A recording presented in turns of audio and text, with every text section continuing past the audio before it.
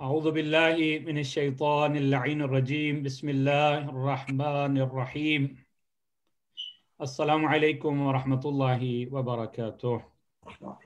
8 شوال یوم غم کے حوالے سے آج کا یہ پروگرام منعقد کیا جا رہا ہے۔ تمام ناظرین کی خدمت میں ہدیہ سلام عرض کرتا ہوں۔ آج کا دن ایک غم کا دن ہے کہ جس دن آل سعود کے ہاتھوں روضہ اقدس بقیع کو گرایا گیا، مسمار کیا گیا۔ ہم سب سے پہلے اپنے زمانے کے امام کے حضور تعزیت پیش کرتے ہیں۔ آپ تمام مؤمنین مؤمنات کے خدمت میں تعزیت پیش کرتے ہیں آج کے اس غم کے دن کے حوالے سے۔ اور آج کی یہ مجلس غالب صاحب اور ان کی فیملی کی طرف سے سپانسر ہوئی ہے۔ دعا گو ہیں خالق کائنات ان کی توفیقات میں اضافہ فرمائے۔ تو آج کی اس مجلس کا آغاز تلاوت کلام پاک سے کرتے ہیں۔ میں برادر سید آل عمران کاظمی صاحب سے ملتمس ہوں کہ وہ تلاوت کلام پاک فرمائے۔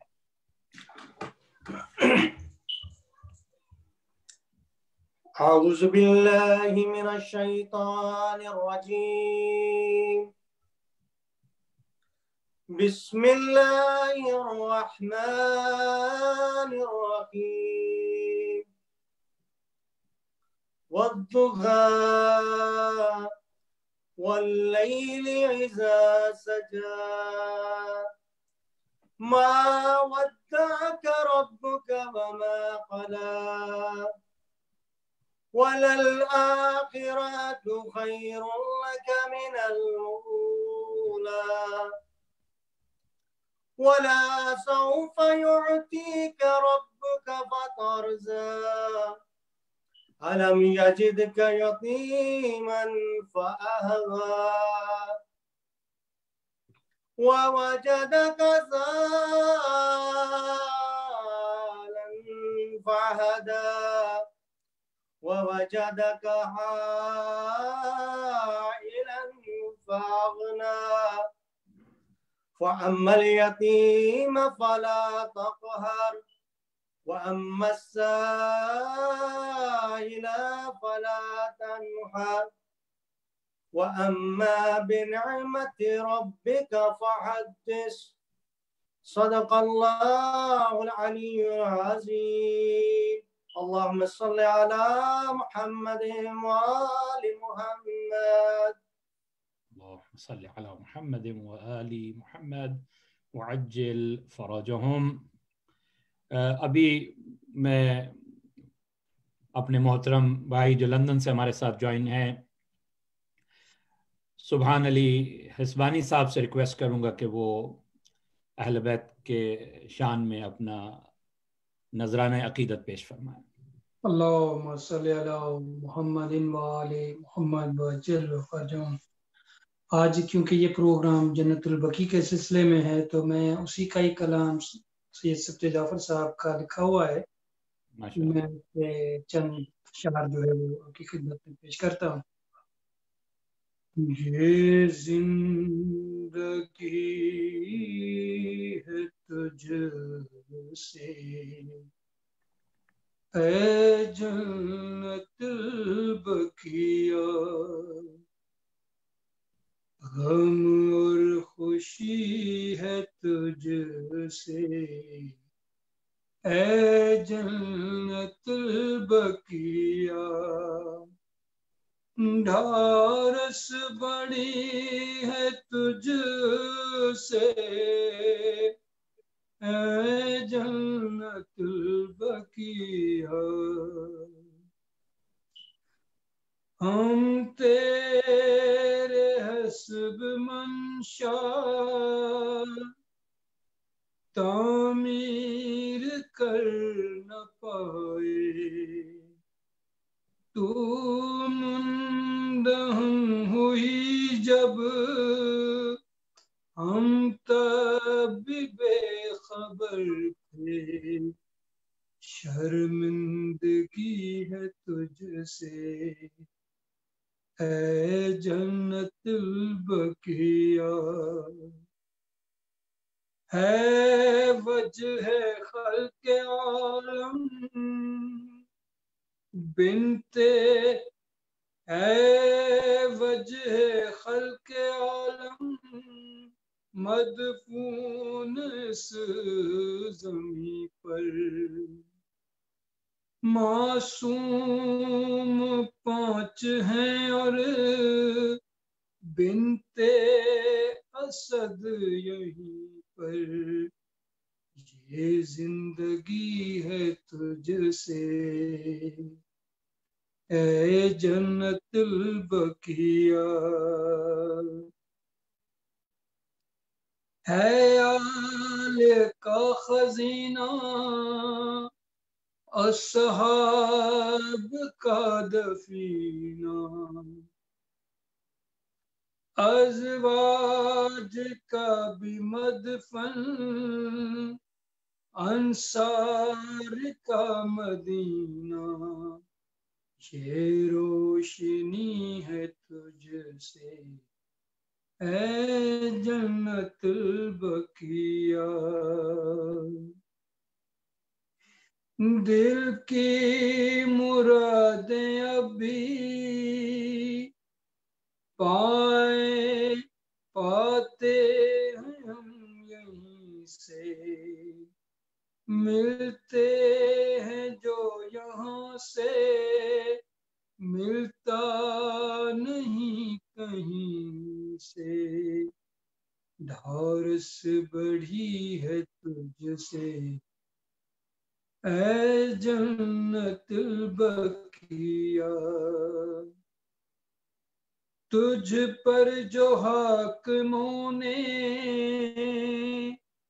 پہرے بٹھا دیے ہیں، اپنے تئیں وہ تیری عظمت گھٹا رہے ہیں، خائف شہی ہے تجھ سے اے جنت البقیہ، کعبے سے جو عداوت اصحاب پیل کو تھی، اولاد ابرہا اور اول سعود کو بھی نفرت وہی ہے تجھ سے اے جنت البقیہ،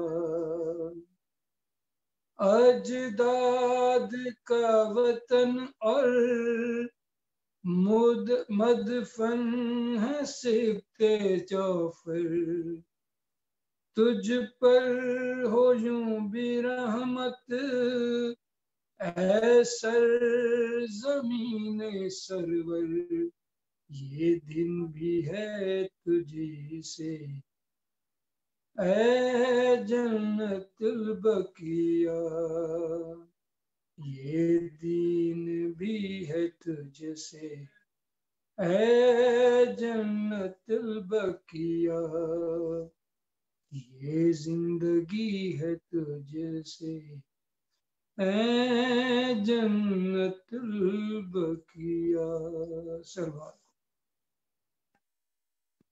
محمد وعلی محمد وعجل فرجهم۔ ماشاءاللہ، یہ تھے ہمارے بھائی سبحان علی حسبانی صاحب لندن سے، جنہوں نے ماشاءاللہ بہت ہی اعلیٰ سبط جعفر صاحب کا کلام پڑھا، خدا انہیں غریق رحمت فرمائے۔ تو ابھی میں برادر سید علی عمران کی خدمت میں عرض کروں گا کہ وہ اہل بیت کی شان میں جو ہے نا اپنا نذرانہ عقیدت پیش کریں۔ صلوات محمد و آل محمد، اللہم صلی علی محمد وعلی اللهم صل على محمد وآل محمد۔ اے امام زمان، آپ کا منتظر ہے یہ جہاں، اے امام زمان، آپ کا منتظر ہے یہ جہاں، اے وقت کے حسین اب آ جاؤ ایک بار، ہو جائے ختم فاطمہ زہرا کا انتظار، بس ایک بار बस एक बार, बस एक बार, बस एक बार जलवा करे जहां में इमाम फलक विकार, चमके उफक पे तूर के फिर नूर किरदगार, हो जाए पूरा 313 का अब शुमार,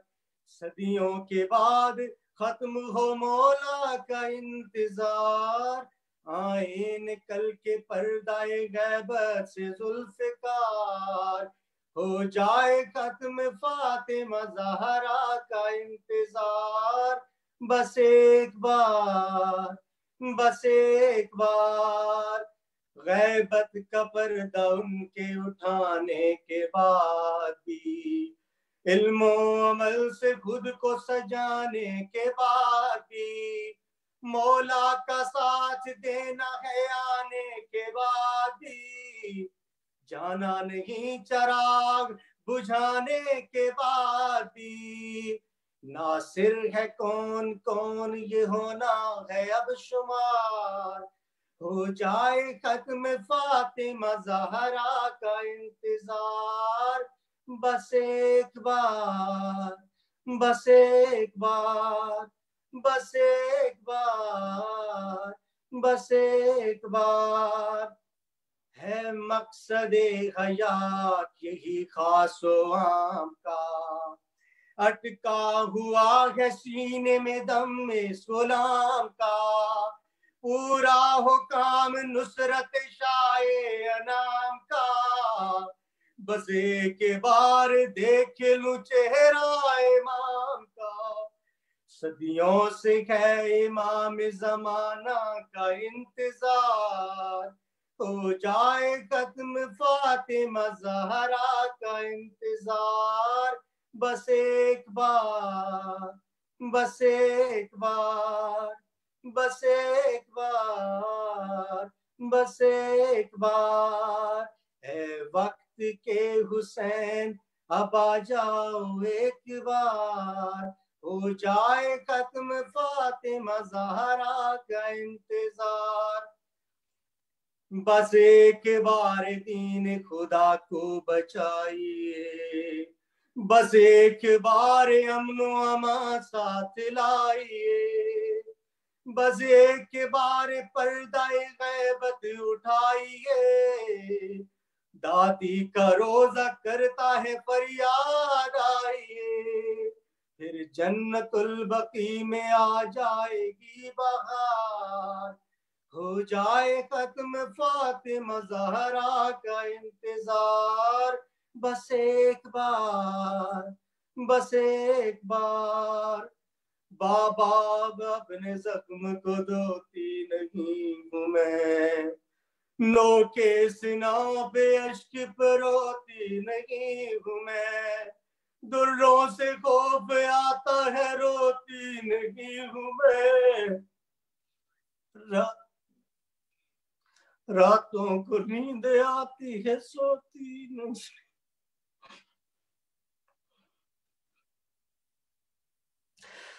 रातों को नींद आती है सोती नहीं हूँ मैं,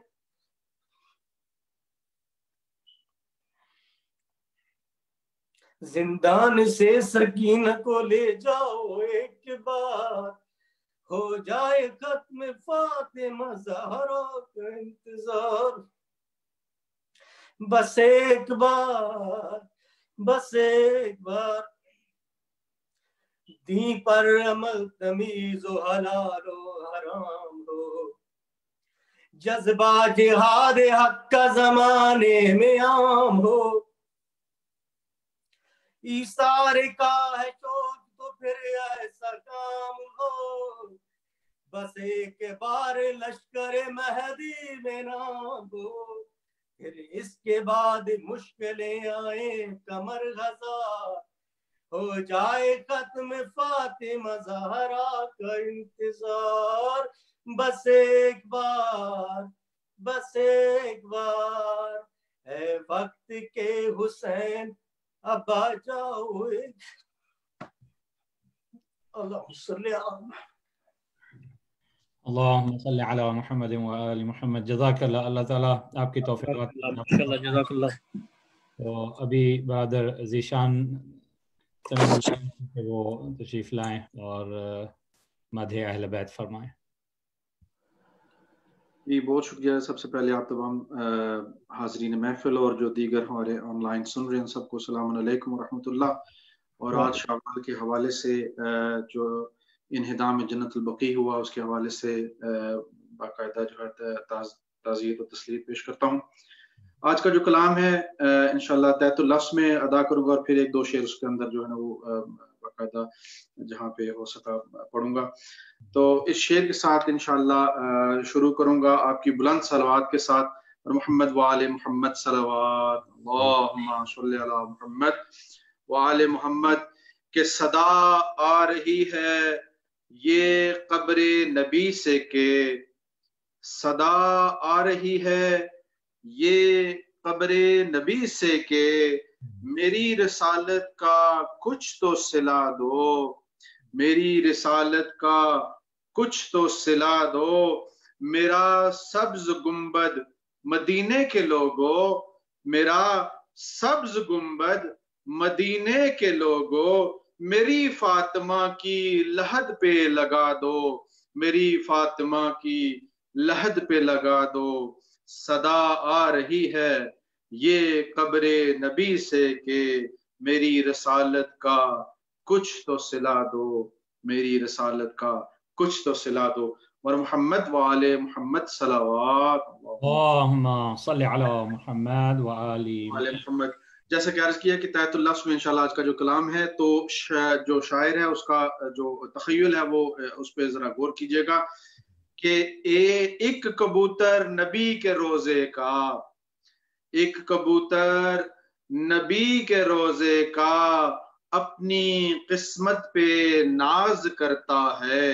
ایک کبوتر نبی کے روزے کا اپنی قسمت پہ ناز کرتا ہے. عرش پر آنا جانا تھا اس کا ارے سبز گنبد ٹھکانا تھا اس کا اور فخر سے اڑ کے کہتا تھا وہ بھی فخر سے اڑ کے کہتا تھا وہ بھی مثل فطرس اڑان ہے میری. کہتا تھا دیکھ کر حسین روزہ کہتا تھا دیکھ کر حسین روزہ باغ جنت ہے اس کے آگے کیا اس کا مینار نور کا مینار اس کا مینار نور کا مینار جس میں روشن دیے ہزار ہزار جس میں روشن دیے ہزار ہزار کم کموں کا یہ دل نشیں جھرمٹ کم کموں کا یہ دل نشیں جھرمٹ اور یہ فانوس کی حسین آہٹ کیا منقش ہے در و دیوار کیا منقش ہے یہ در و دیوار رات بھی ہے یہاں کی صبح بہار ارے سبز گنبد ہے یہ زمرد سا سبز گنبد ہے یہ زمرد سا یا امامہ میرے پیمبر کا اس کبوتر نے یہ ارادہ کیا اس کبوتر نے یہ ارادہ کیا قبر زہرا میں دیکھ آؤں ذرا سنیے گا ذرا اس کبوتر نے یہ ارادہ کیا قبر زہرا میں دیکھ آؤں ذرا اس کو لگتا تھا شاعر کا تخیل دیکھیے گا کہ اس کو لگتا تھا جب وہ جائے گا اس کو لگتا تھا کہ جب وہ جائے گا ایک تعمیر روزہ پائے گا ایک تعمیر روزہ پائے گا اور قبر بے حد حسین ہوگی قبر بے حد حسین بنی ہوگی لاڈلی جو بیٹی تھی محمد کی لاڈلی جو बेटी थी मोहम्मद की। अरे जायरों का हजूम होगा वहां, जायरों का हजूम होगा वहां, कई दर होंगे और कई दर होंगे और कई दरबान, सहन होंगे कई और कई मेहराब, सहन होंगे कई और कई मेहराब। राजिया मर्जिया लिखा होगा, राजिया मर्जिया लिखा होगा, सैयदा ताहिरा भी लिखा होगा, और होगा दिलकश जरी का मंजर, होगा दिलकश जरी का मंजर, और ताज सोने का होगा तुरबत पर, ताज होगा सोने का तुरबत पर। आयते इन्नमा भी लिखी होगी, आयते इन्नमा भी लिखी होगी, अरे मिदहते फातिमा भी लिखी होगी। वहां हुक्काम भी पढ़े होंगे, वहां हुक्काम भी पढ़े होंगे, सब मुसलमान वहां खड़े होंगे। और आह, जब ये कबूतर वहां पहुंचता है कि आह पहुंचा तो क्या समा देखा, पहुंचा तो क्या समा देखा, कब्र ज़हरा को बेअमा देखा, कब्र ज़हरा को बेअमा देखा, रो पड़ा वो अजीब गुर्बत थी, धूप थी और फातिमा की तुरबत थी, धूप थी और फातिमा की तुरबत थी। उस कबूतर के अश्क थे जारी, उस कबूतर के अश्क थे जारी, कि कर रहा था वो गिरिया उजारी, कि कर रहा था वो गिरिया उजारी।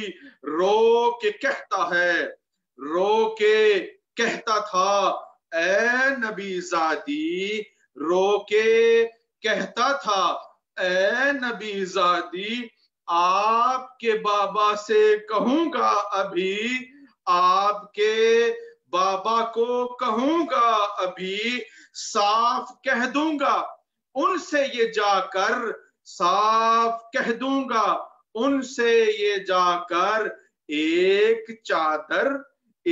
चादर नहीं थी तुरबत पर, साफ कह दूंगा उनसे ये जाकर, एक चादर नहीं थी तुरबत पर।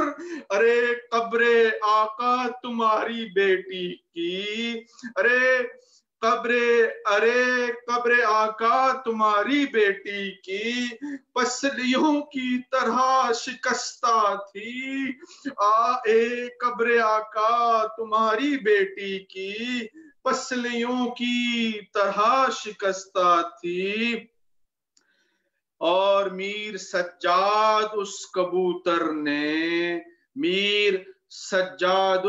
कबूतर ने रोके वादा किया ये बीबी से, रोके ये वादा किया बीबी से, अब बनेगा ना जब तलक रोजा, अब बनेगा जब तलक न रोजा, आपके बाबा की कसम ज़हरा, आपके बाबा की कसम ज़हरा, जिंदगी जंगलों में गुजरेगी, अरे जिंदगी जंगलों में गुजरेगी, मैं मदीना न आऊंगा बाबा, मैं मदीना न आऊंगा बीबी, मैं मदीना न आऊंगा बीबी। और इसके साथ इंशाल्लाह दो शेर इसी हवाले से कि पहलू भी शिकस्ता है, तुरबत भी शिकस्ता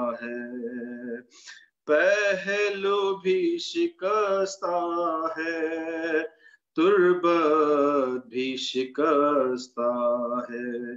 खातून कोई गम से यूं चूर नहीं देखी, خاتون کوئی غم سے یوں چور نہیں دیکھی، ایسی کوئی دنیا میں مستور نہیں دیکھی۔ 18 برس میں ہی لگتی جو ضعیفہ ہے، پہلو بھی شکستہ ہے، تربت بھی شکستہ ہے۔ مسمار تیرا روزہ امت نے کیا جب سے، مسمار تیرا روزہ امت نے کیا جب سے، بابا تیرا رہتا ہے تربت پہ تیری تب سے، بابا تیرا رہتا ہے تربت پہ تیری تب سے، کب گنبد خزنہ میں بابا تیرا رہتا ہے، پہلو بھی شکستہ ہے، تربت بھی شکستہ ہے۔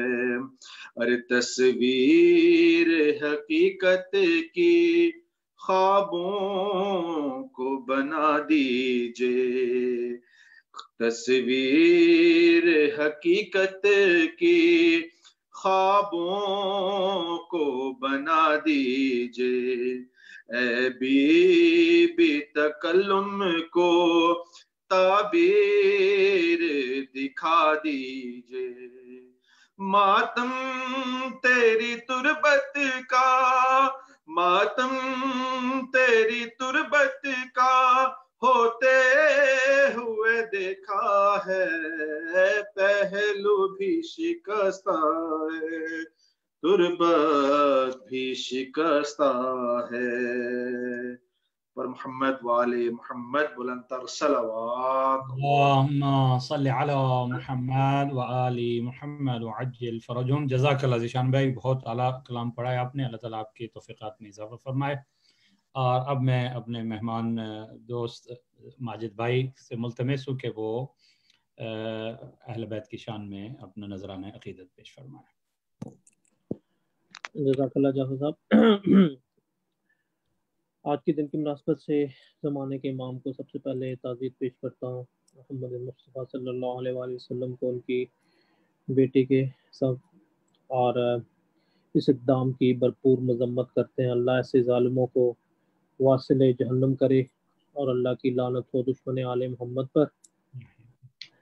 ایک شعر جو سب کچھ کہہ سکتا ہے کہ کل تیرے در کو تھے بی بی جو جلانے والے، کل تیرے در کو تھے بی بی جو جلانے والے، ہیں وہی لوگ تیرا روزہ گرانے والے، ہیں وہی لوگ تیرا روزہ گرانے والے۔ اللہ تعالیٰ دور پڑھیے۔ اللہم صلی علی محمد وآل محمد وعجل فرجہ۔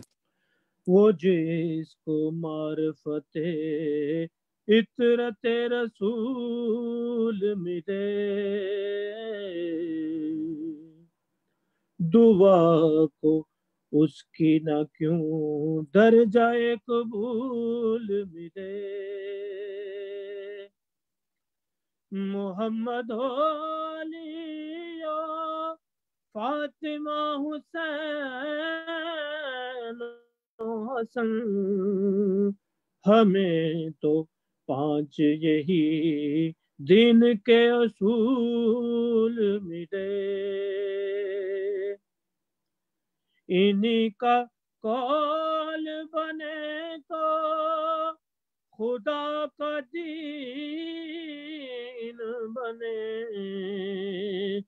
عمل سے ان کے ہی قرآن کو نزول ملے، کرو سلام ابو طالب کی نسل طاہر کو،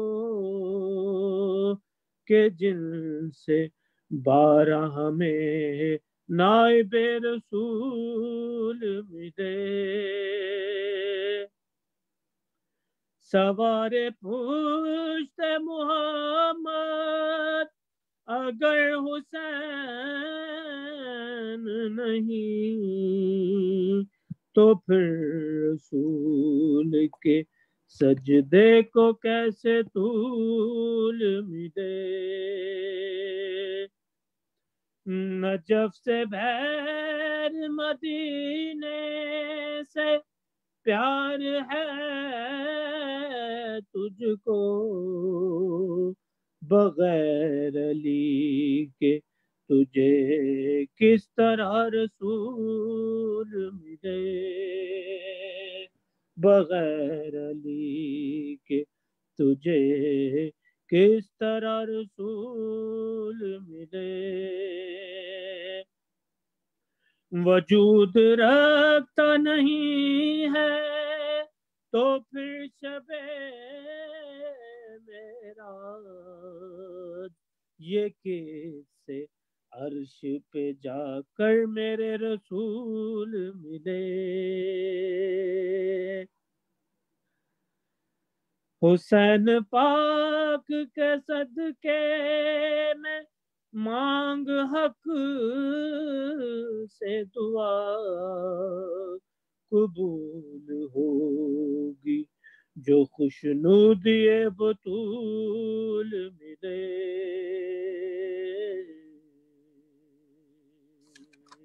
وہ جس کو معرفت فطرت رسول ملے لمتا دودھ پڑیے گا صلی اللہ علیہ محمد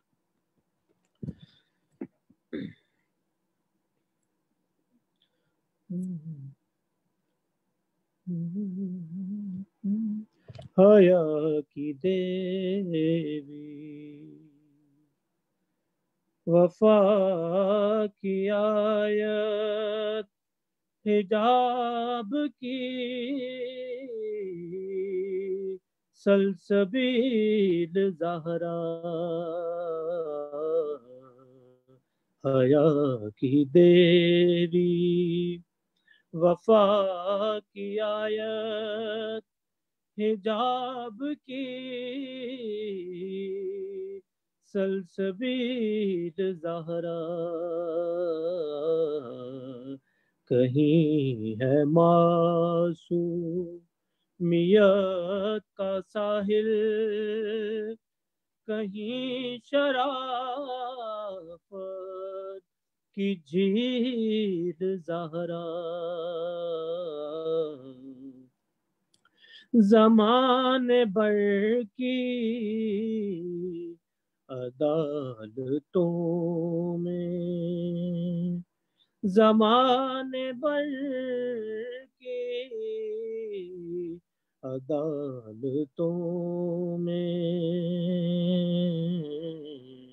نساء کی پہلی وکیل زہرا جہان موجود میں بنی ہے وجود حق کی دلیل زہرا وجود زہرا بشر سے ہٹ کر پیغمبروں کے سلام بھی ہیں کہ اس کے سائے میں پلنے والے حسین جیسے امام بھی ہیں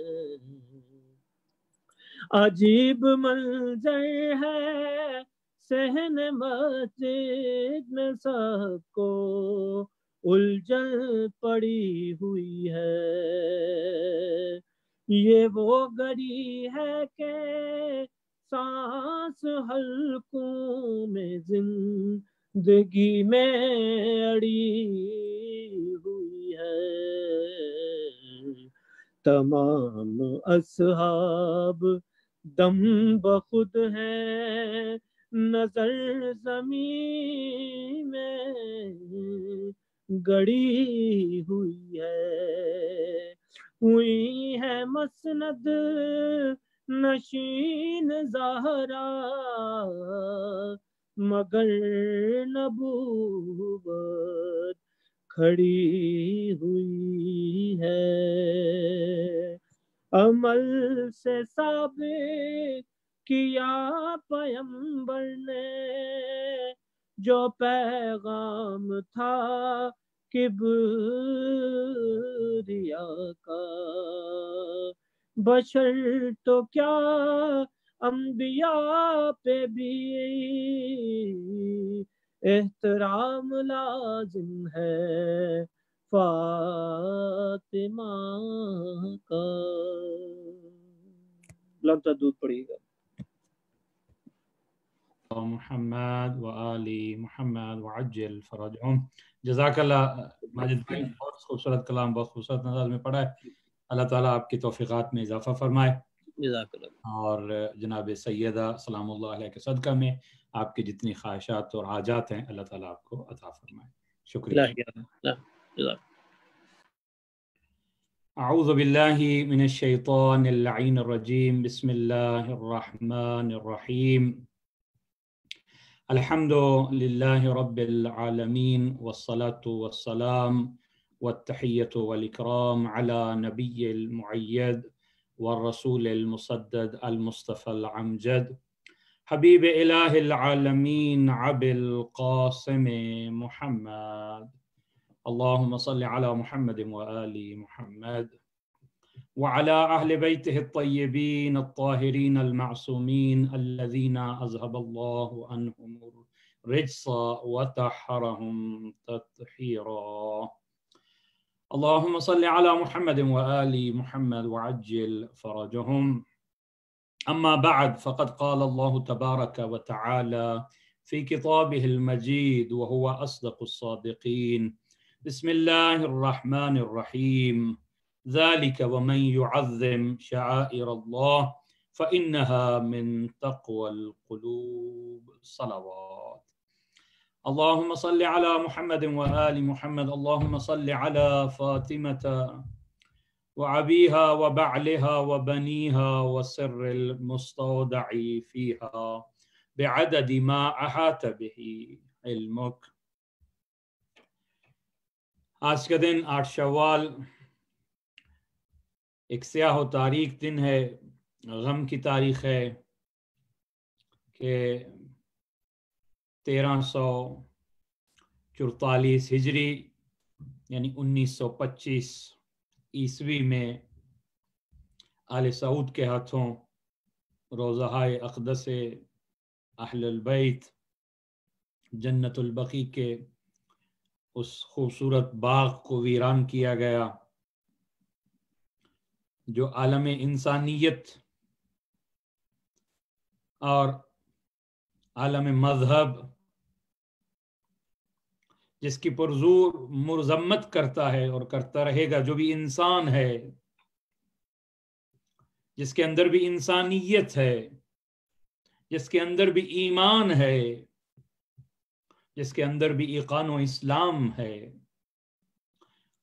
وہ دل یقیناً غمناک ہے، غمگین ہے آج کے دن 8 شوال، کیونکہ وہ یاد تازہ ہو رہی ہے اس غم کی کہ دیکھیے اہل بیت کے ساتھ ان کی زندگیوں میں کس طرح دشمنی کی گئی، اور ان کے اس دنیا سے جانے کے بعد بھی ان کے مراقد کے ساتھ، ان کے روزوں کے ساتھ بھی ان دشمنان اسلام نے، آل سعود جو آل یہود ہے، انہوں نے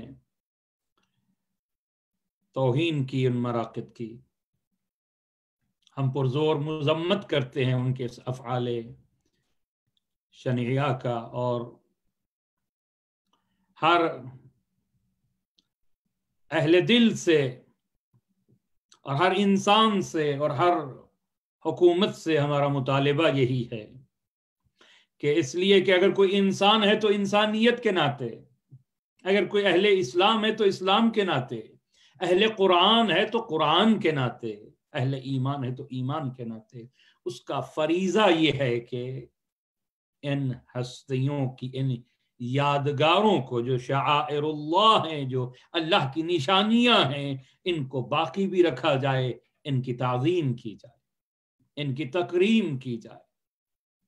تو آج کی مجلس اسی یاد کے لیے ہے، اور یہ اعزاز آج کی مجلس کے منعقد کرنے کا یہ جو ثواب ہے، یقیناً آپ کو، ہم سب کو، پڑھنے والوں کو بھی ملے گا، لیکن سب سے زیادہ ثواب ان کو مل رہا ہے، ان کے نامہ اعمال میں درج ہوگا جو سبب بنے آج کی اس مجلس کے انعقاد میں۔ اور میری مراد غالب صاحب اور ان کی فیملی، برادر علی غالب اور ان کی فیملی، وہ سپانسر ہیں آج کی اس مجلس کے۔ دعا گو ہوں خالق کائنات اس پاک ذکر کے صدقہ میں اور بقی والوں کے صدقہ میں، آئمہ بقی کے صدقہ میں، اس سیدہ راضیہ مرضیہ کے صدقہ میں، اللہ تعالی غالب صاحب کو شفا کاملہ و عاجلہ عطا فرمائے، اور ان کی جتنی نیک خواہشات ہیں، شرعی تمنائیں ہیں، بار الہ تجھے واسطہ ہے آئمہ بقی، ان مظلوم آئمہ کا،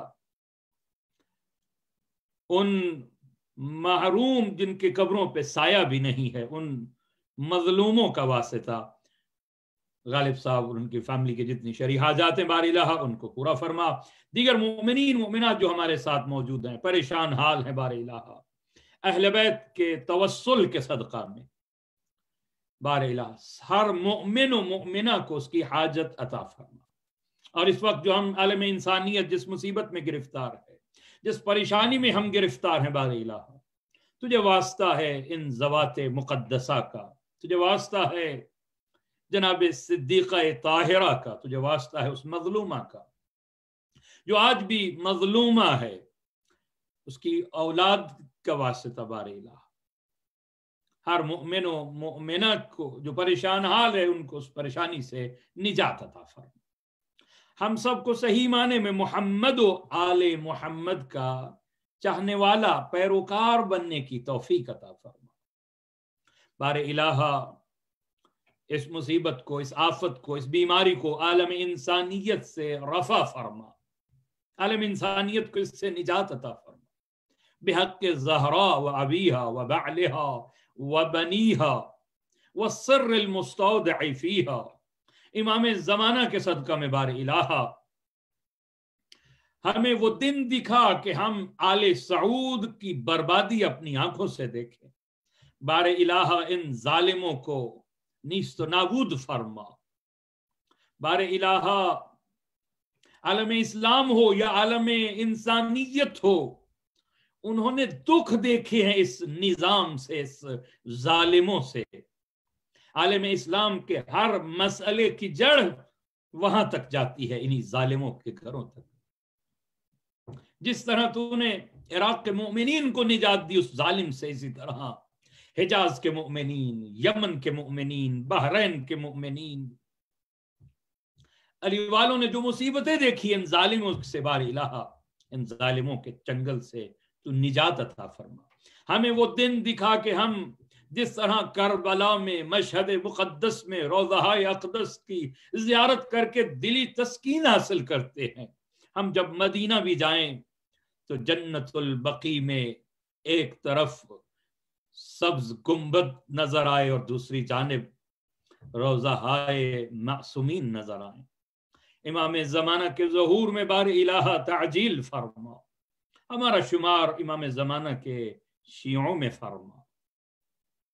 قبل اس کے کہ میں اپنی معروضات آپ کی خدمت میں پیش کروں، آپ کے اپنے مرحومین جو دنیا سے جا چکے ہیں ان کے ایصال ثواب کے لیے، اور بالخصوص آج کی مجلس کے جو بانی ہیں، جو سپانسر ہیں، وہ غالب صاحب اور ان کی فیملی ہے، ان کی فیملی کے جتنے مرحومین اس دنیا سے جا چکے ہیں، ان کی بلندی درجات کے لیے 1 مرتبہ سورہ فاتحہ، 3 مرتبہ سورہ اخلاص تلاوت فرمائیں۔ بسم اللہ الرحمن الرحیم، الحمد للہ رب العالمین، الرحمن الرحیم، مالک یوم الدین، ایاک نعبد و ایاک نستعین، اهدنا الصراط المستقیم، صراط الذین انعمت علیہم غیر المغضوب علیہم ولا الضالین۔ بسم اللہ الرحمن الرحیم، قل هو اللہ احد اللہ الصمد لم یلد ولم يولد ولم يكن له كفوا أحد قل هو الله أحد الله الصمد لم يلد ولم يولد ولم يكن له كفوا أحد قل هو الله أحد الله الصمد لم يلد ولم يولد ولم يكن له كفوا أحد اللهم صل على محمد وآل محمد وعجل فرجهم اللهم ابعث ثواب سورة الفاتحة وسورة الإخلاص إلى أرواح جميع المؤمنين والمؤمنات والمسلمين والمسلمات بحق محمد وآله الأطهار صلوات اللهم صل على محمد وآل محمد وعجل فرجهم.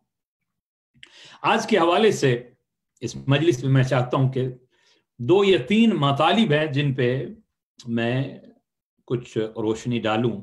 उन तो बहुत सारी बातें हैं जो आज के इस मौजू के साथ रिलेटेड हैं जिन पे बात की जा सकती है. पहला सवाल यह है कि इस सवाल का जवाब तलाश किया जाएगा आज इस तकरीर के अंदर, इस मजलिस के अंदर, कि क्यों, क्या दुश्मनी की वजह क्या है कब्र के साथ. एक इंसान इस दुनिया में नहीं रह गया, उसकी जो बाकियात हैं, उसकी जो कब्र है, उसके साथ दुश्मनी की जाए. किसी मजहब में, किसी इंसान में दुनिया के जाने के बाद कब्र का एक एहतराम है कि ये उसका निशान है जहां पे वो दफन किया गया है. खोजा कि वो हस्ती किसी कौम की रहबर हो, मुकद्दस हो, बाइसे इज्जत हो.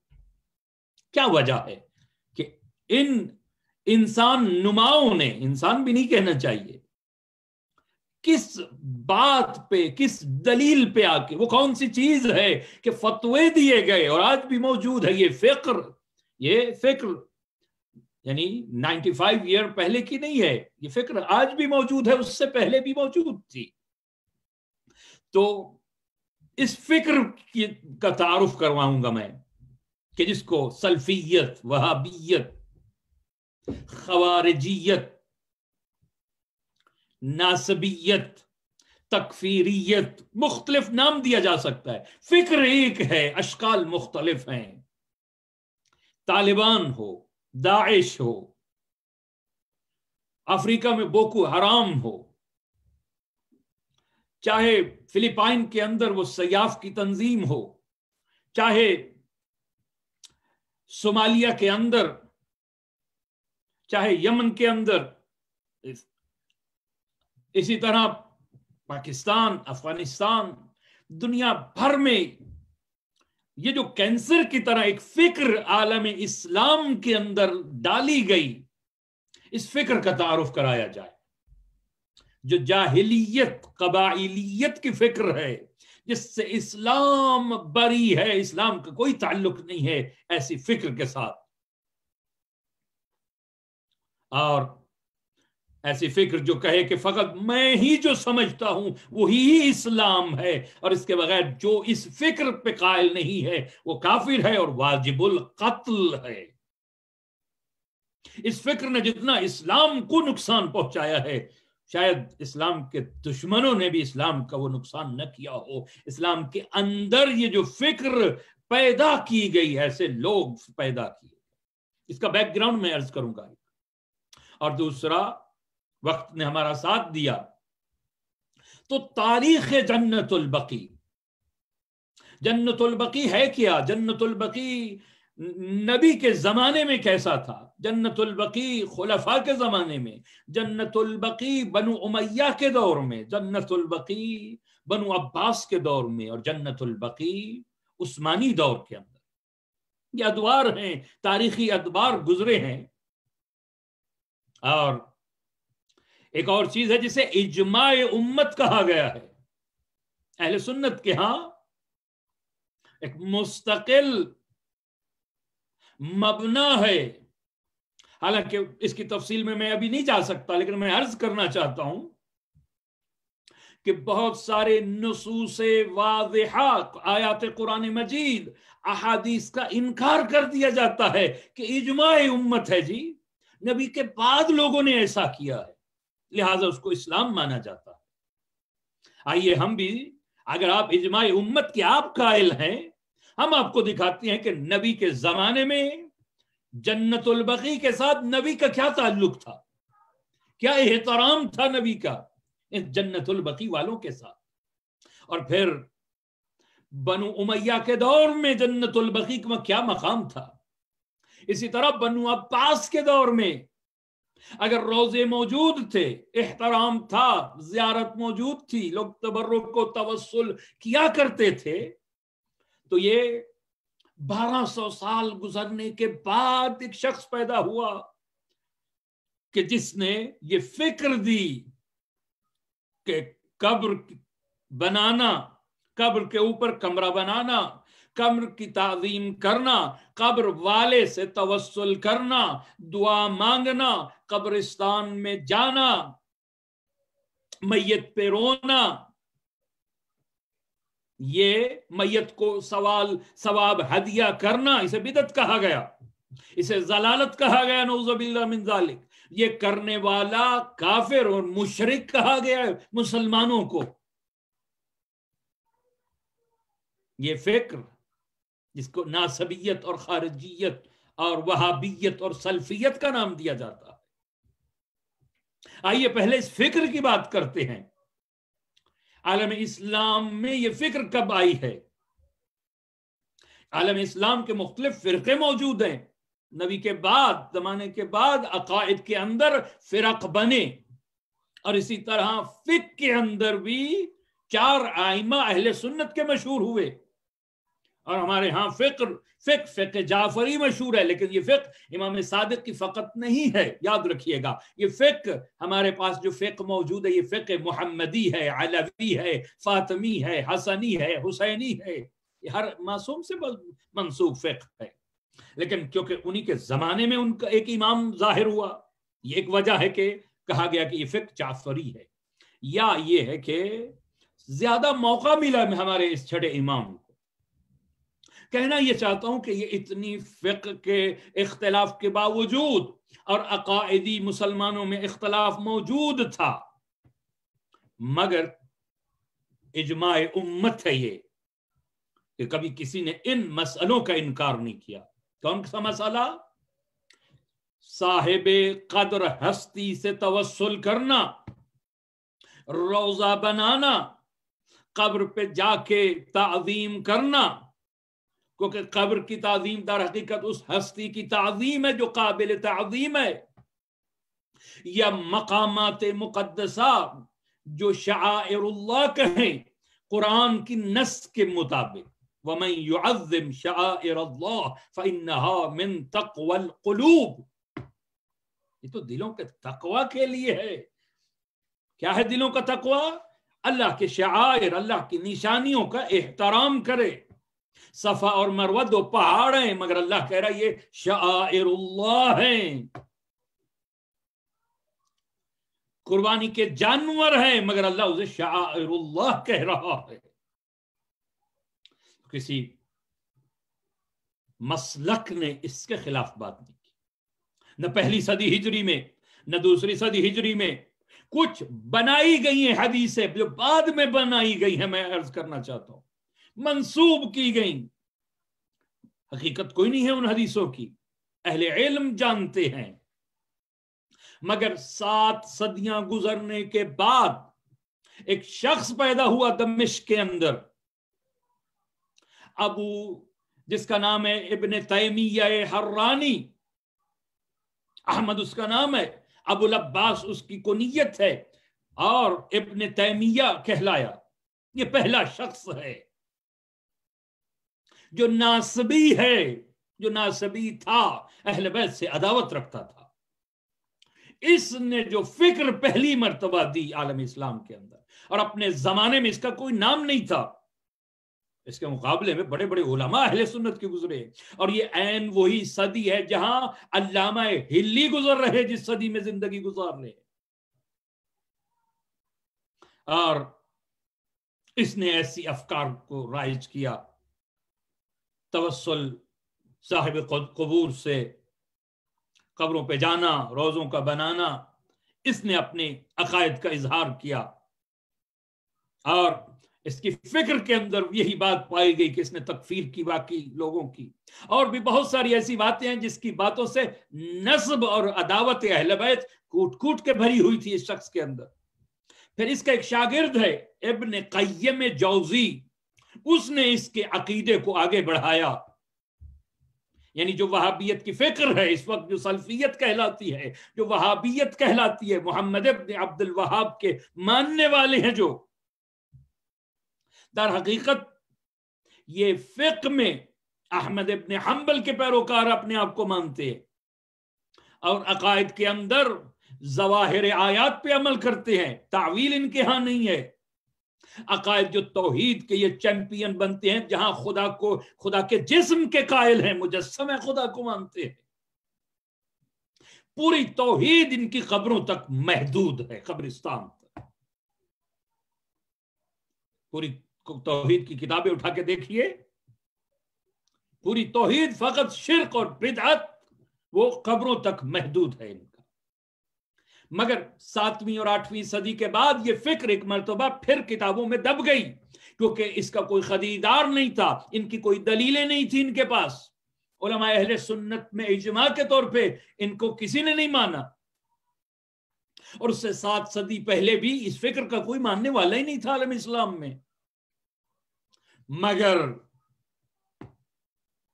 12ویں صدی کے اندر محمد ابن عبد الوہاب، نجد کا رہنے والا یہ شخص، اس نے پھر اس فکر کو زندہ کیا. ابن تیمیہ کو اپنا امام مانتے ہیں، اور در حقیقت استعمار خلافت عثمانی کو ختم کرنا چاہتا تھا. اسی زمانے کے اندر عالم اسلام کے بدن پہ کئی خنجر اور کئی نشتر کے وار کیے گئے ہیں. کس طرح عالم اسلام کو توڑ دیا جائے، ٹکڑوں میں بانٹ دیا جائے. اس خلافت عثمانی کو جیسی ہی وہ حکومت تھی، لیکن ظاہراً ہر مذہب و فرقہ اسلام کا اسے قابل قدر نگاہ سے دیکھتا تھا. جس کی حکومت ترکی سے لے کے جو آج کا اردن ہے، جو آج کا شام اور سوریہ ہے، جو آج کا فلسطین ہے، جو آج کا مصر ہے، جو آج کے اور ممالک ہے بہت سارے، حجاز پورا، بحرین پورا، یہ سارے ممالک اس خلافت عثمانیہ کے اندر آیا کرتے تھے. تو بہرحال دشمن نے یہ سازش کی، اور یہ میں اپنی جیب سے بات نہیں کہہ رہا، ہمفرے کے اعترافات کتاب موجود ہے.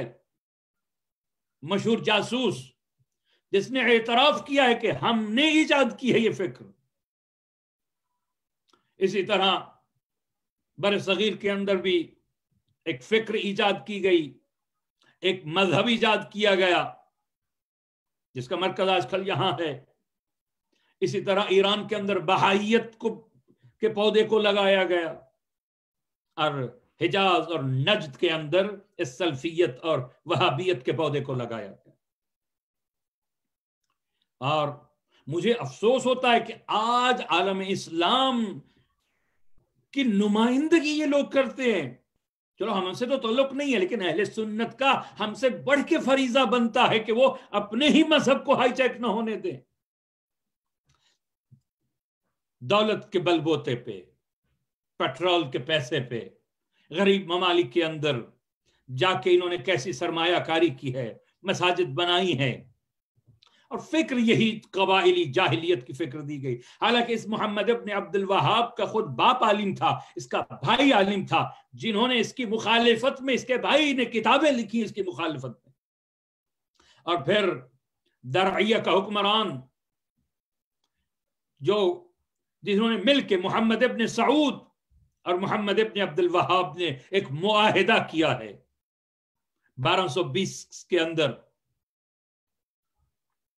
13ویں صدی کے ابتدائی ادوار کے اندر،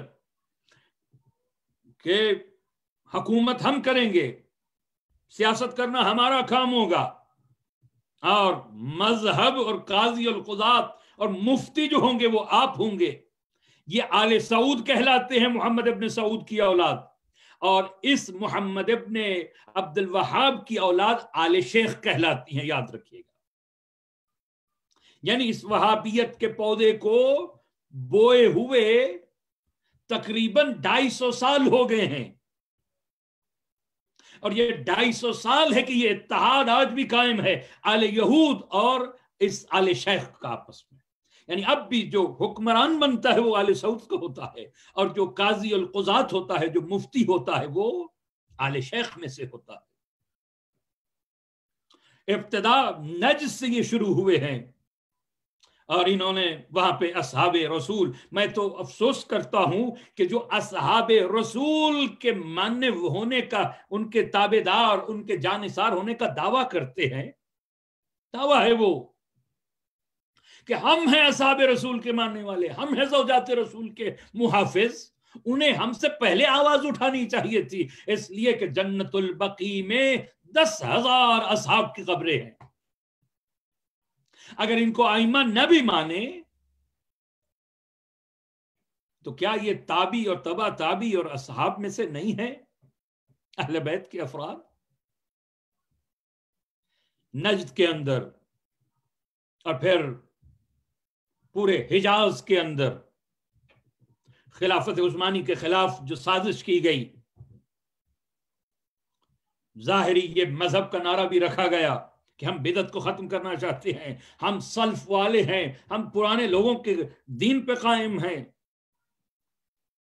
और हजारों इंसानों का कत्ल हुआ है इस फिक्र के हाथों। आज के दिन तक चाहे यूरोप में दहशतगर्दी हुई है, चाहे वो तालिबान के शक्ल में अफगानिस्तान में आज भी हजारों या बेगुनाह लोग उनका कत्ल हो रहा है, चाहे पाकिस्तान के अंदर हजारों लोगों की जाने गई हैं, मुसलमान मस्जिदों में मारे गए हैं, इमाम बारगाहों में, बाजारों में मुसलमानों का कत्लेआम हुआ है, और चाहे इराक के अंदर पिछले चंद सालों की तारीख आप देखिए, सीरिया के अंदर वो जो कब्रों को, हुजर इब्न अदी की कब्र हो या असहाब की कब्रों को तबाह बर्बाद कर रहे थे, ये वही, उसकी तो सब मुजम्मत कर रहे हैं दाइश की।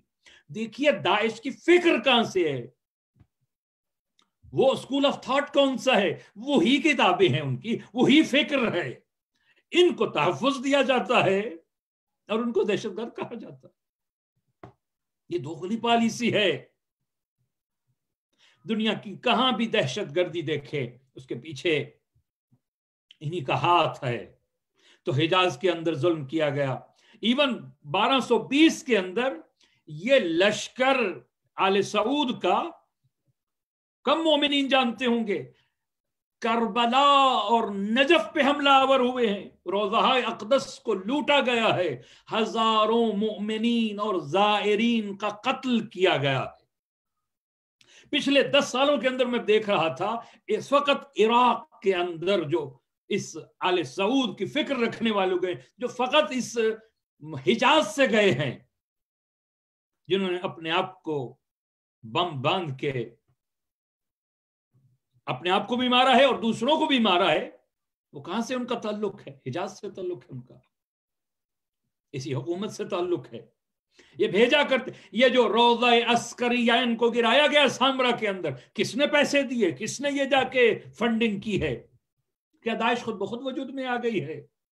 और पिछले 5 सालों से यमन के मोमिनीन की आप देख रहे हैं हालात, वो कौन है जो उन बेगुनाह मुसलमानों को कत्ल कर रहे हैं, और दुनिया का कोई मीडिया खामोश है, सब दुनिया।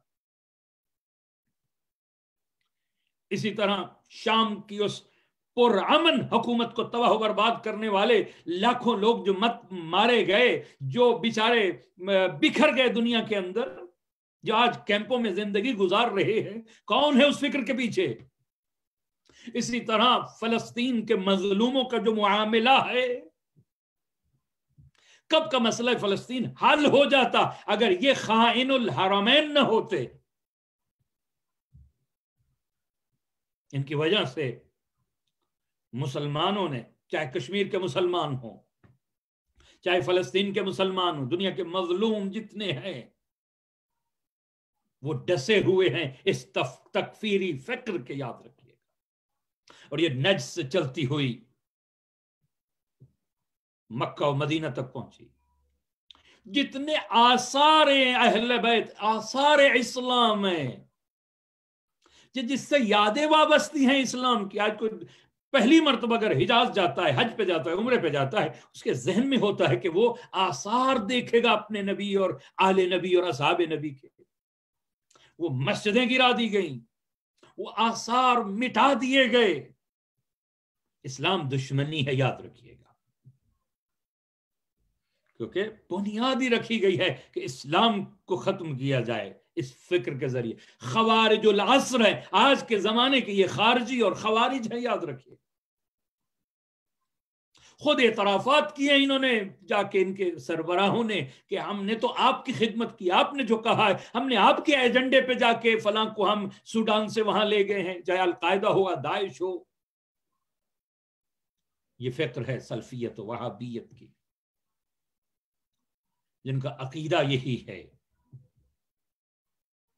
جن کی توحید فقط قبروں تک ہی محدود ہے. اور اب دوسرے مطلب کی طرف میں اشارہ کرتا ہوں. بقی، نبی اکرم جب مدینے میں تشریف لے آئے تو بقی شہر سے باہر کا ایک حصہ تھا، بقعۃ الارض کہہ لیں، بقی الغرقد، زمین کے ٹکڑے کو بقعہ بقی کہتے ہیں. غرقد ایک کانٹے دار جھاڑی ہے، یعنی ایسا علاقہ جہاں کانٹے دار جھاڑیاں ہوا کرتی تھی، ٹیلے ہوا کرتے تھے. یہ مدینہ سے باہر ایک چھوٹا سا علاقہ تھا. یعنی جو مسجد نبوی نظر آتی ہے آپ کو، یہ پورے کا پورا مدینہ یہی تھا، اس سے بھی کم تھا مدینہ، یثرب جو تھا. لیکن نبی اکرم جب تشریف لے آئے اور پہلا مہاجر جو دفن ہوا ہے جنت البقیع کے اندر، وہ بھی خود نبی اکرم نے فرمایا کہ اس کو یہاں دفن کیا جائے. وہ کون ہے؟ عثمان ابن مظعون، انتہائی جلیل القدر، بہادر، شجاع انسان. مولا علی نے جسے اپنا بھائی اور دوست کہا ہے، جنگ بدر میں جو بہادری سے لڑا ہے، حبشہ جس نے ہجرت کی ہے، رسول جسے دوست رکھتے تھے. کتنی محبت تھی رسول کو عثمان ابن مظعون سے. 3 ہجری میں عثمان ابن مظعون کا انتقال ہو جاتا ہے. نبی اکرم نے فرمایا کہ اسے اس جگہ پہ دفن کیا جائے، جس کو نبی جنت قرار دیں، جنت البقیع کہے نبی. اس جنت کو اجاڑا گیا. قبر بنائی گئی عثمان ابن مظعون کی، بالکل آخری باؤنڈری پہ قبر جنت البقیع کے. اور خود جو پتھر ہے، نشان ہے اس قبر پہ، وہ نبی نے اٹھا کے خود بڑا پتھر رکھا ہے سر کی جانب. پہلے اور لوگوں کو کہا، وہ نہ اٹھا سکے، بڑا پتھر لا کے کہا کہ میں اس لیے رکھوں تاکہ اس کا نشان باقی رہ جائے.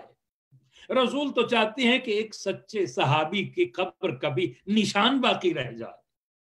کجا کہ وہ جن کی مودت طلب کی گئی ہو، کجا وہ جو نفس رسول ہوں، کجا وہ جو جان رسول ہوں، کجا وہ جو خون رسول ہوں.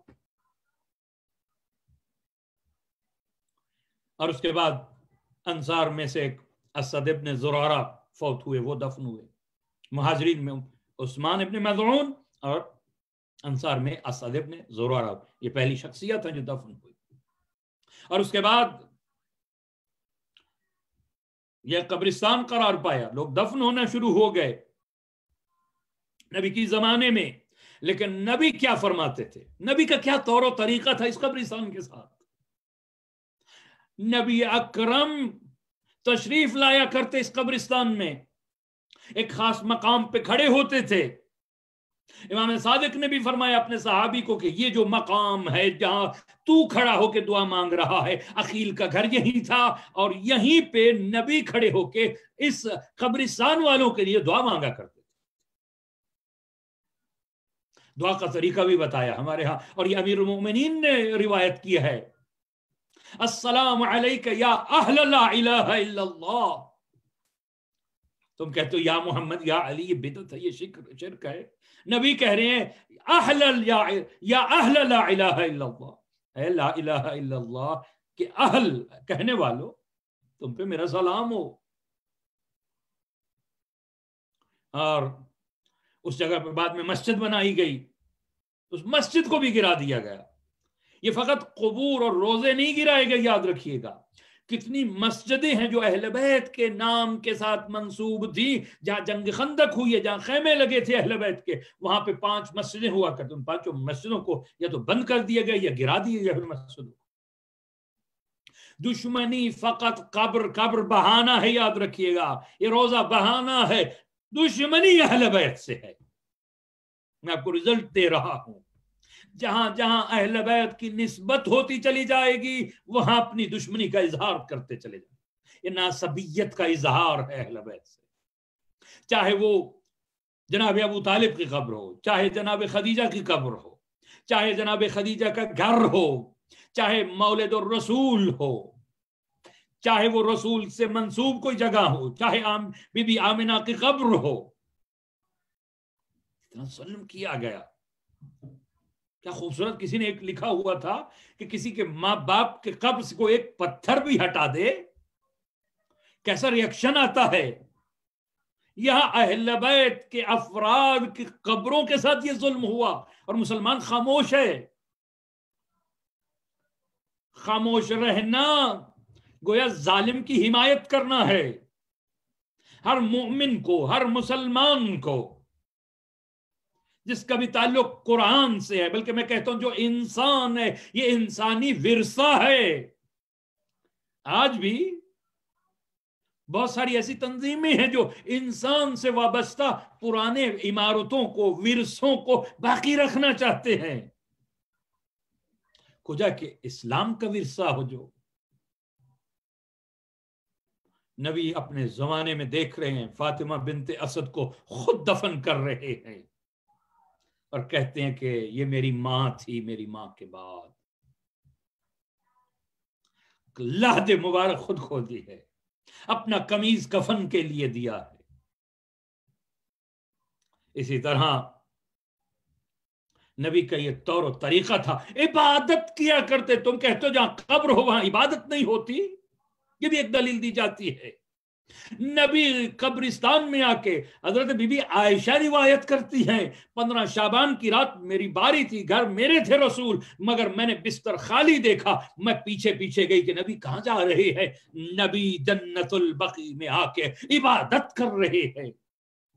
جسے نبی جنت قرار دے، جسے نبی عبادت کی مقام قرار دے، کہتے عبادت نہیں ہوتی. مقام ابراہیم کو اللہ کہہ رہا ہے مصلی قرار دو، نماز پڑھنے کی جگہ قرار دو.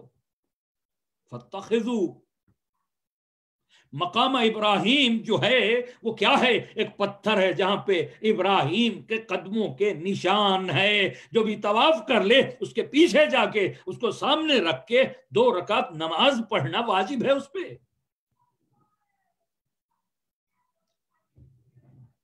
اور جو فخر انبیاء ہوں،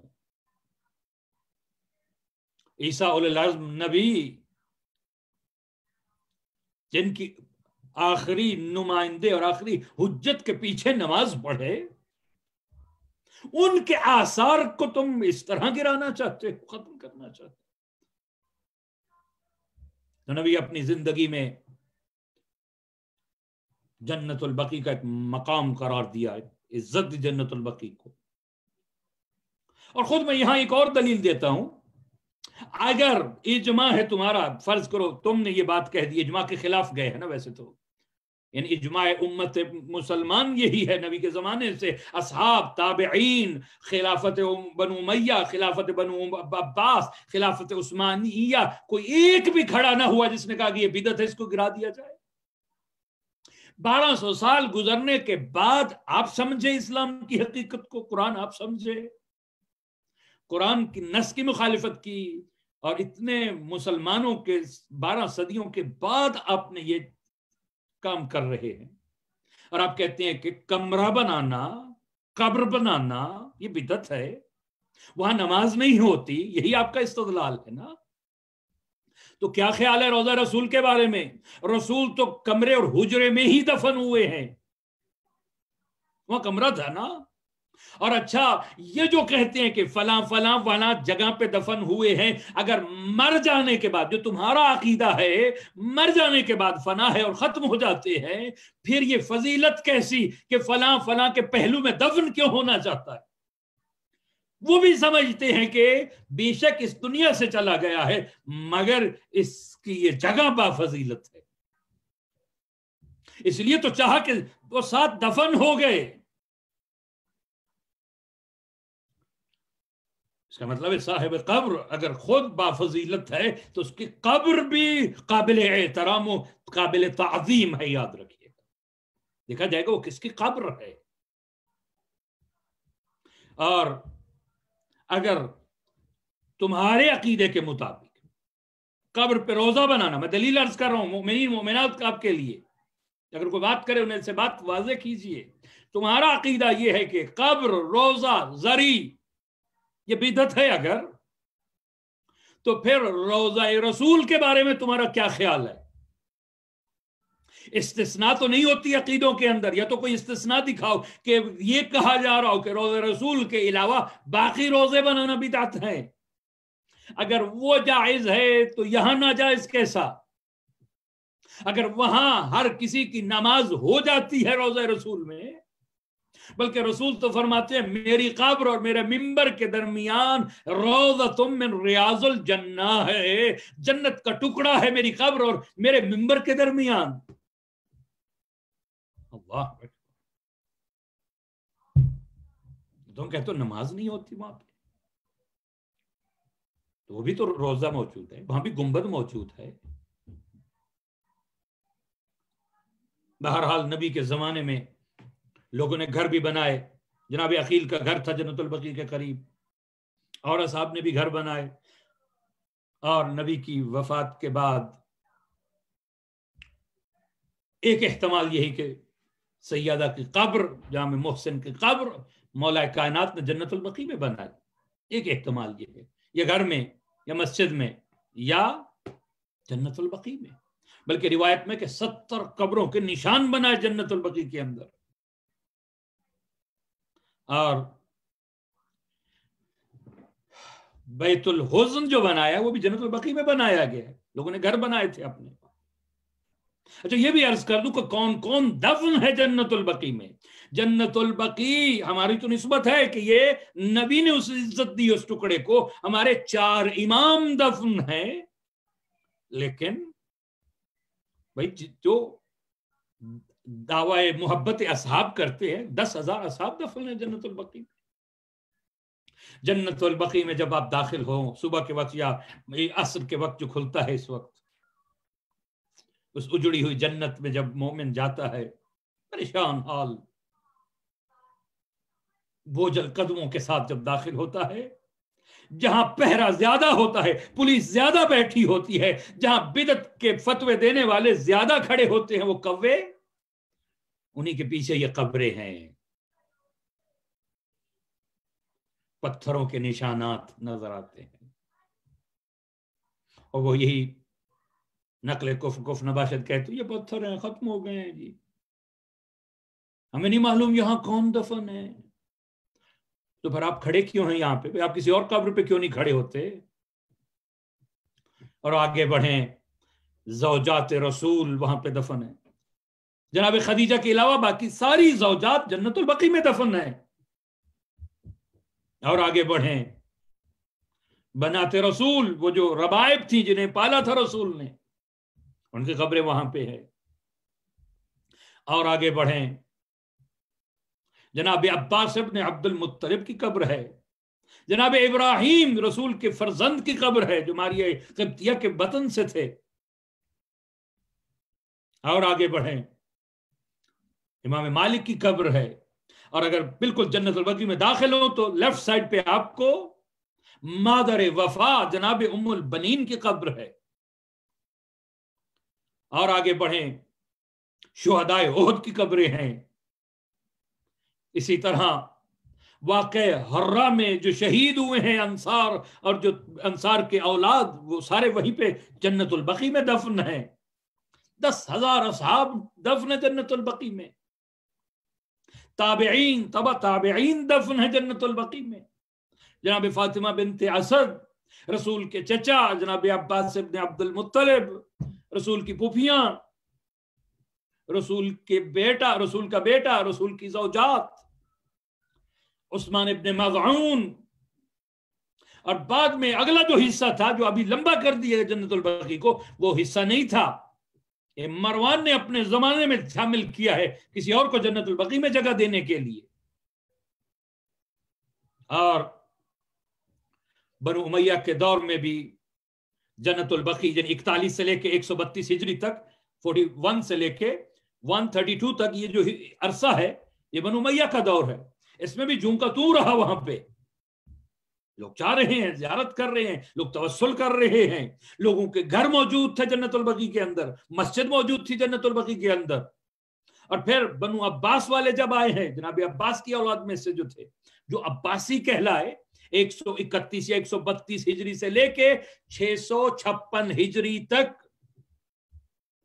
یعنی 500 سال ان کی حکومت رہی ہے. انہوں نے بھی ان کے زمانے میں روزے بنائے گئے اور موجود تھے وہاں پہ.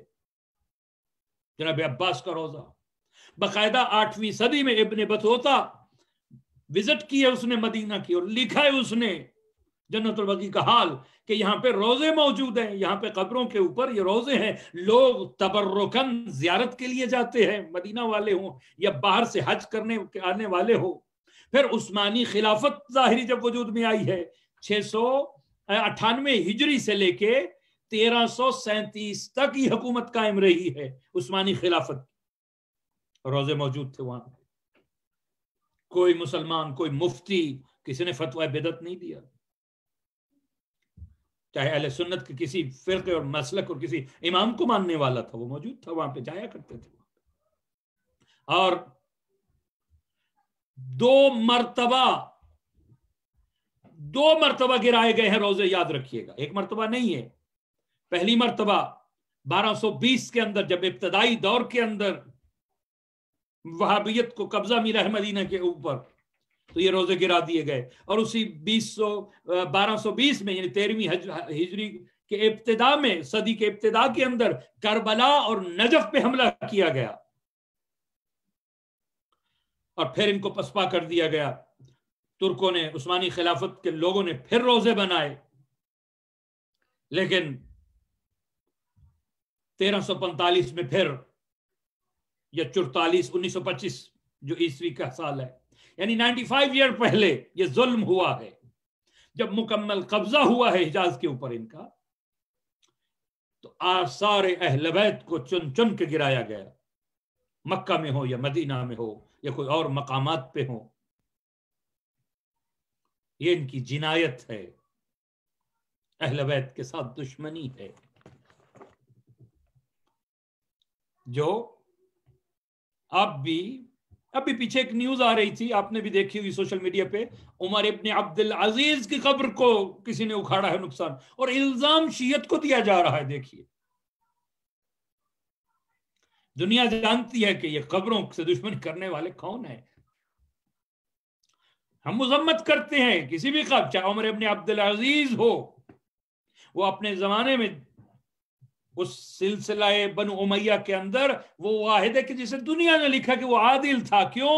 اس نے سادات کو فدق واپس کر دیا تھا، اس نے علی پہ سب کو شتم بند کر دیا تھا. شاید اسی جرم میں اس کی قبر کو بھی گرائی گئی. حجر ابن عدی کی قبر کو نقصان پہنچایا گیا، اور یہ داعش جب آئی تھی تو یہی دعویٰ کر رہی تھی کہ ہم جا کے کربلا اور نجف کو ویران کریں گے. ان کا دعویٰ یہی تھا، ہم شام میں جا کے ان روزوں کو گرائیں گے. مگر جس چراغ کو خدا جلاتا ہے اس کو بجھا نہیں سکتا. بڑے بڑے سفیانی اور بنو امیہ اور بنو عباس کے بادشاہ گزر گئے، مگر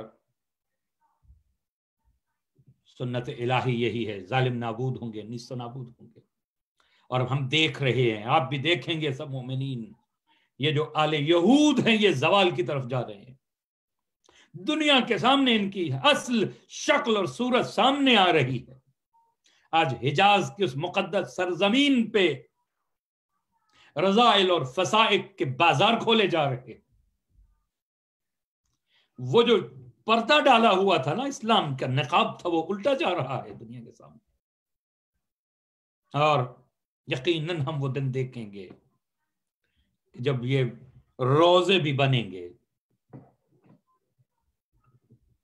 مؤمنین مؤمنات جس طرح کربلا اور نجف میں جا کے زیارت کرتے ہیں، یقیناً یہاں بھی زیارت کو جائیں گے، اسی انداز میں جائیں گے اور دیکھیں گے ان روزوں کو. یہ اہل بیت سے دشمنی ہے. وہ اہل بیت وہ قربائے رسول جن کے بارے میں مودت طلب کی جا رہی ہے، مانگا ہے قل لا اسألکم علیہ اجرا الا المودت فی القربا. اجر رسالت یہ ہے کہ اس کے قربا سے مودت کرو. کون قربا؟ پوچھا گیا نبی سے یا رسول اللہ یہ قربا ہیں کون؟ آپ نے فرمایا علی و فاطمہ و حسن و حسین، یہ میرے قربا ہیں. مگر ان مسلمانوں نے، ان ظاہری کلمہ پڑھنے والوں نے کتنا دکھ پہنچایا ہے رسول کو، رسول کی آل کو. اس لیے وطن سادات کا مدینہ تھا، مگر کوئی کسی کو قبر کی جگہ مشہد میں ملی ہے تو کسی کو کاظمین میں، کسی کو 14 سال بغداد کی تاریخ زندانوں میں رکھا گیا،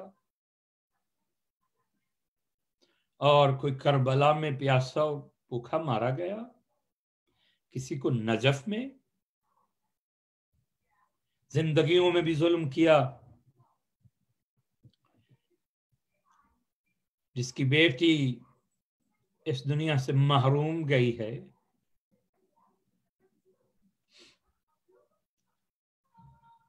بلکہ میں کہا کرتا ہوں کہ زندگیوں میں، جن کی زندگیوں میں یہ ظلم ہوا، ان سے بعید نہیں ہے ان کے ماننے والوں پہ، اسی فکر رکھنے والوں سے کہ وہ قبروں کے ساتھ کیا احترام کرتے، جنہوں نے خود ان ہستیوں سے ساتھ ظلم کیا. کیا دیکھ نہیں رہے تھے کہ نبی کی ایک ہی بیٹی ہے؟ اچھا جو بیٹیاں اور بھی مانتے ہیں، مگر وہ بیٹیاں نبی کی وفات کے بعد تو موجود نہیں تھی. کم از کم یہ تو اتفاق ہے نا. جب نبی اس دنیا سے تشریف لے جا رہے ہیں، ایک زہرا ہے. کون ہے زہرا؟ نبی فرماتے ہیں یہ جنت کی خواتین کی سردار ہے زہرا. جس کے بیٹے جوانان جنت کے سردار ہیں وہ زہرا. جس کے دروازے پہ نبی رک جاتے ہوں، تعظیم کرتے ہوں، جس کی دہلیز کے السلام علیکم یا اہل بیت النبوہ، دنیا کو بتا رہے تھے رسول اللہ کہ یہ دروازہ کوئی عام دروازہ نہیں، یہ جس کا دروازے پہ میں رکتا ہوں یہاں جبریل رک جاتا ہے، یہاں فرشتوں کو بھی بغیر اجازت کے اندر جانے کی اجازت نہیں ہے. یہ بڑی عظمتوں والی بیوی ہے. مگر اس رسول کی وفات کے بعد عجیب رنگ میں پرسا دیا ہے. اس کے دروازے پہ لکڑیاں لے آئے مسلمان، اس کے دروازے پہ، اور جب آواز آئی اندر سے کہ تمہارے نبی کی بیٹی گھر میں ہے، حسنین گھر میں ہے، جواب آیا وَإِنْ اگر ہوں تو ہوں، ہمیں اس سے کوئی غرض نہیں. دروازے کو آگ لگائی گئی، جلتا ہوا دروازہ. نبی کی آخری نشانی ایک ہی بیٹی نبی کی خدیجہ نے جو وصیت کی تھی، یا رسول اللہ میں اور کچھ نہیں مانگتی، اپنے احسان کا صلہ میری ایک زہرا ہے، میری زہرا کا خیال رکھنا، کوئی میری زہرا کو تماچے نہ مارے. میں کہوں گا اے بی بی خدیجہ، دیکھ امت نے کیا سلوک کیا ہے زہرا کے ساتھ. جلتا ہوا دروازہ، سادات مجھے معاف کرنا، آپ کی دادی کے ساتھ یہ ظلم ہوا. پتھروں کی دیوار ہے، جلتا ہوا دروازہ ہے، درمیان میں نبی محمد کی بیٹی ہے. آواز آئی فضا میری مدد کو آ، اور میرا محسن شہید ہو گیا. اس زہرا کو تماشے مارے گئے، اس زہرا کو دروں کے ساتھ مارا گیا.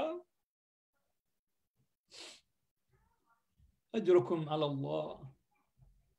وہی مدینہ، اس مدینے، اس جنت البقیع میں ایک اور مظلوم ہے جو حسن ہے، جو نانا کے پہلو میں دفن ہونا چاہتا تھا. عجیب، ان کی جنازوں کی تاریخ بھی مظلومیت کی ہے. زندگی میں تو مظلوم ہے، ذرا جنازوں کی میں بھی دیکھ لیجئے. رسول وہ ہیں کہ چند لوگوں نے جنازہ پڑھا ہے، اور اس کے بعد زہرا ہے جس کا جنازہ رات کی تاریکی میں اٹھا. پتہ بھی نہیں ہے اصل قبر کہاں پہ ہے. گھر میں علی نے دفن کیا یا مسجد میں یا جنت البقیع میں، اور پھر حسن کا جنازہ ہے تو تیروں کی بارش ہے، وہ جو نانا کے پہلو میں دفن ہونا چاہتا تھا اس کا جنازہ پھر جنت البقیع کی طرف رخ مڑ گیا ہے۔ اور کون ہے جنت البقیع میں؟ آپ کا اور میرا بیمار امام سجاد، وہ جو کربلا کی مصائب کا ترجمان ہے، وہ جو بابا کا سفیر ہے، وہ جو دعاؤں کے ذریعے سے دنیا کی ہدایت کرتا رہا، سید سجاد، اس کی قبر ہے جنت البقیع کے اندر۔ وہ جو باقر العلوم ہے، وہ جو جعفر صادق ہے، دنیا کے امام جس کے مکتب کے شاگرد ہیں، اس کی قبر ہے جنت البقیع میں۔ بس ایک روایت ذہن میں آ گئی اور اسی پہ ختم کرتا ہوں۔ ایک مرتبہ اسی مدینہ میں امام جعفر صادق کے گھر بھی آگ لگائی گئی، اور آگ جب لگی ہے تو بچے چھوٹے چھوٹے، خواتین خوف کے عالم میں امام کے گرد اکٹھے ہو گئے۔ امام نے جب بچوں کی اضطرار اور پریشانی کو دیکھا ہے تو رونا شروع کیا۔ بعد میں زرارہ کہتا ہے مولا گھر میں آگ ہی تو لگی تھی، آپ روئے کیوں ہیں؟ امام رو کے کہتے ہیں زرارہ میں اپنے گھر کے نقصان پہ نہیں رو رہا تھا، جب گھر میں آگ لگی تھی نا میں نے دیکھا بچے ایک کمرے سے دوسرے کمرے میں جا رہے ہیں، بڑے پریشان ہیں، میرے ارد گرد اکٹھے ہو کے رو رہے ہیں۔ مجھے 11 محرم کو اپنی دادی زینب یاد آ گئی، مجھے شام غریبہ یاد آ گئی، جب خیموں کو آگ لگی سادات کے بچے صحرائے کربلا میں بکھر گئے، جیسے تسبیح کا دھاگا ٹوٹتا ہے اور دانے بکھر جاتے ہیں۔ سادات کے چھوٹے چھوٹے بچے، وہ یتیم جن کے باپ تو کربلا میں شہید ہو چکے تھے، گھوڑوں کی ٹاپوں کے سموں تلے آ کے پسلے گئے۔ الا لعنت اللہ علی قوم الظالمین وَسَيَعْلَمُ الَّذِينَ ظَلَمُوا أَيَّ مُنقَلِبٍ يَنقَلِبُونَ۔ بار الہ ہماری اس قلیل سے عبادت کو اپنی بارگاہ میں قبول و منظور فرما۔ بار الہ بحق زہرا و ابیہا و بعلہا و بنیہا و سر المستودع فیہا، بار الہ معصوم ہستیوں کے صدقہ میں جناب غالب صاحب کو صحت عطا فرما، ان کی فیملی کے جتنے پریشانیاں وہ دور فرما، ان کے مرحومین کی مغفرت فرما، مؤمنین مؤمنات جو ہمارے ساتھ موجود ہیں بار الہ جناب زہرا کے صدقہ میں، جناب ائمہ بقیع کے صدقہ میں، بار الہ تمام مؤمنین و مؤمنات کو ان کی حاجات عطا فرما۔